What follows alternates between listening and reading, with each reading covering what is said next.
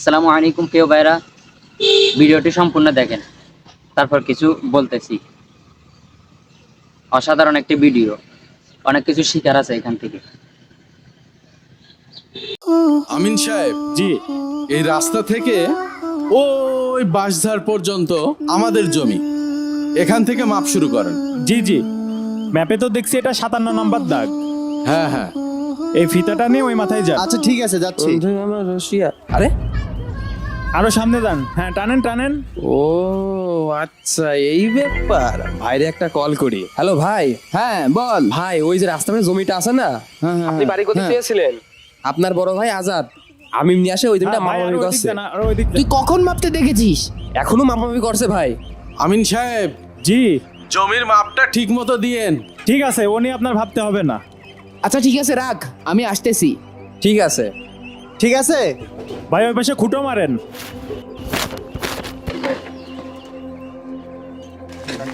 আব্বা, ও আব্বা, আব্বা, কি রে, কি হয়েছে?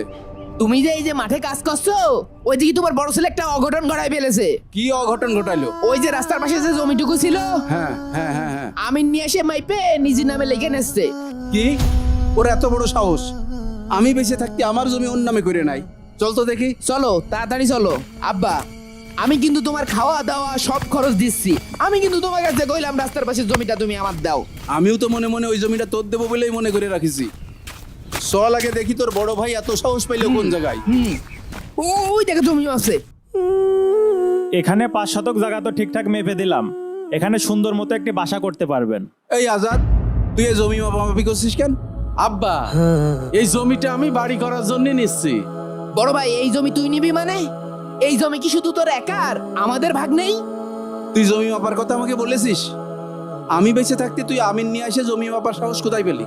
আমি বিদেশ থাকাকালীন যে টাকা পাঠিয়েছি সেই টাকা দিয়েই তো তুমি এই জমি কিনেছো। আমি জমি কিনেছি তো তোদের 3 ভাইয়ের জন্য। আরে, এই পরিবার সংসারের জন্য এত কিছু করলাম, আর এই সামান্য জমিটুকু তুমি আমার দিতে পারছো না? জমি দেয়া যাবে না ওর। আব্বা, বড় ভাই তো আমাদের জন্য অনেক পরিশ্রম করেছে, তাকে রাস্তার পাশের জমিটুকু তুমি দাও, সে ওখানে বাড়ি করুক। এই তুই চুপ থাক। তুই এই বড়দের মাঝে কথা বলছিস কেন? এই, তুই আমার ছোট হয়ে তুই আমার ধমক দিচ্ছিস কে? এই থাম, আমি তোদের বাপ এখনো বেঁচে আছি। আব্বা, এই জমি আমার লাগবে, আমি বাড়ি করব। আমি তো আমার 2 ছেলেকে বঞ্চিত করে রাস্তার পাশে জমি তোকে দিতে পারবো না। 10টা বছর বিদেশ করলাম, যখন যা চেয়েছো তাই দিয়েছি। এই সংসারের জন্য যা ইনকাম করেছি সব দিয়েছি। আমাদের জন্য তুমি কি করেছো? তোর লেখাপড়া খরচ কে দিয়েছে? আব্বা যখন অসুস্থ হয়ে পড়েছিল তার অপারেশনের টাকা কে দিয়েছে? এখন একটা চাকরি পেয়ে বড় বড় কথা বলছিস। ও অত সাধু সাধের মিয়া ভাই, আমাদের ভাগের জমি বিক্রি করেই তো তুমি বিদেশ গিলে।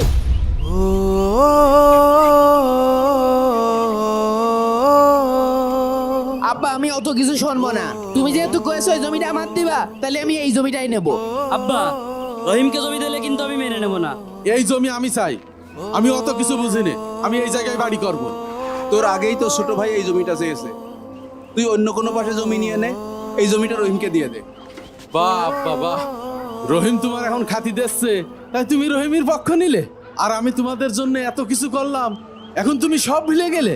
আচ্ছা তোরা থাম, এই জমি জমা নিয়ে তোরা আর মারামারি করিস নে।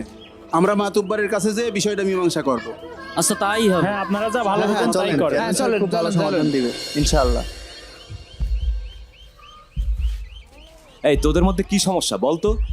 চেয়ারম্যান সাহেব, আমার ওই রাস্তার ধারে একটা জমি আছে, ওই জমিতে বাড়ি করা নিয়ে আমার 3 ছেলের মধ্যে দ্বন্দ্ব তৈরি হয়েছে। এই, তোদের 3 ভাইয়ের মধ্যে বড় কে? কাকা আমি। এই বিষয়ে তোর কোনো কথা থাকলে বল। চেয়ারম্যান কাকা, দীর্ঘ 10 বছর আমি বিদেশ থাকিছি, সংসারের যাবতীয় খরচ আমি চালাইছি, ছোট ভাই দুটো লেখাপড়া শিখাইছি। মাঝে আব্বা অসুস্থ হয়, আব্বা সমস্ত চিকিৎসার টাকা আমি দিয়েছি, এমনকি আমার টাকায় এই জমি কিনা। আর সেই জমিতে আমি বাড়ি করতে চাচ্ছি, এরা কেউ দিতে চাচ্ছে না। আব্বা বলুন। এই বিষয়ে তোর কোনো কথা থাকলে বল।